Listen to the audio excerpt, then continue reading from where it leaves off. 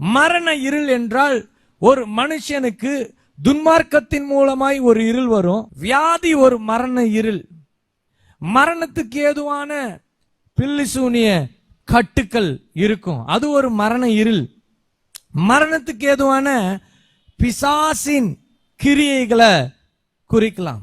ஒரு முறை ஒரு அருமை சகோதரி அவர்கள் தொலைபேசி வழியாய் என்னோடு ஒரு காரியத்தை பகிர்ந்து கொண்டார்கள். என் குடும்பத்திலே நான் ஒருத்தி தான் கிறிஸ்துவை வைராக்கியமாய் ஏற்றுக்கொண்டவள். நானும் என் கணவனாரும் ஒவ்வொரு ஞாயிற்றுக்கிழமையும் ஆராதனைக்கு செல்லக்கூடியவர்கள்.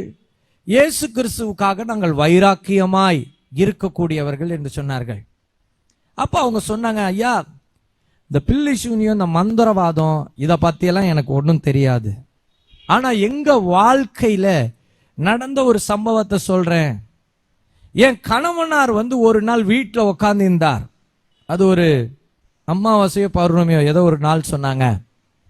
அப்ப வீட்டில் உட்கார்ந்து இருக்கும் பொழுது திடீரென்று சொல்லி சத்தமாய் கத்திக்கொண்டு அந்த வீட்டில் இருக்கிற ஹால்ல இருந்து நேரா ரோட்டுக்கு ஓடினாராம். ரோட்டுக்கு ஓடும் பொழுது வேகமா ஒரு லாரி ஒன்று வந்துதான் அவர் அடிச்சு அங்கே ஸ்பாட்ல இறந்து போயிட்டார். அங்கே இறந்து போயிட்டார்.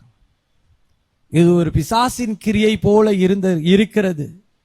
ஏன் என் வாழ்க்கையில இது நடந்தது? பில்லி சூனியத்தினால் மரண இருள். சில நேரத்தில் சில ஆவிகளை துரத்தும் பொழுது அந்த பிசாசு சொல்லும், இவர்களை கொல்லாமல் நான் விட மாட்டேன். அது ஒரு மரண இருள். அந்த இருள் எதிலே நீங்கும் என்று சொல்லி பார்க்கும் பொழுது வெளிச்சம், பரிசுத்தமான வெளிச்சத்துல தான் அந்த இருளை நம்ம நீக்க முடியும். ஆமா, மரண இருள் அது வியாதியை குறிக்கிறது. மரணத்திற்கு ஏதுவான பில்லி சூனிய கட்டுக்களை குறிக்கிறது. மரணத்திற்கு ஏதுவான பிசாசின் கிரியைகளை குறிக்கிறது. தேவ பிள்ளைகளே,